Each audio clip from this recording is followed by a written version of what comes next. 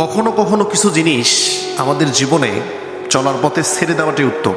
যেমন ওই প্রশ্ন, যেই প্রশ্নের উত্তর নেই, ওই হাত, যেই হাত বিপদের সময় ছেড়ে চলে যায়, ওই সম্পর্ক, যে সম্পর্ক বেঁচে থাকতে কদর করতে পারে না, সম্মান করতে পারে না, যেই সম্পর্কে একে অন্যের প্রতি কোনো দায়িত্বশীলতা নেই, একে অন্যকে বুঝতে পারা নেই, একে অন্যের প্রতি সম্মান নেই, শ্রদ্ধাবোধ নেই। যেমন ওই ভালোবাসা, যে ভালোবাসা শুধুমাত্র একমাত্র স্বার্থের উপরে টিকে থাকে।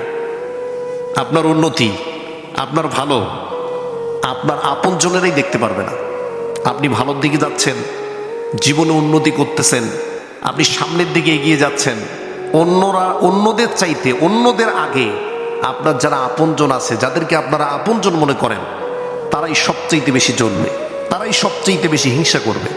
সুতরাং বেঁচে থাকতে হলে আমাদেরকে সাবধান থাকতে হবে, এই মানুষগুলো থেকে দূরে থাকার চেষ্টা করতে হবে।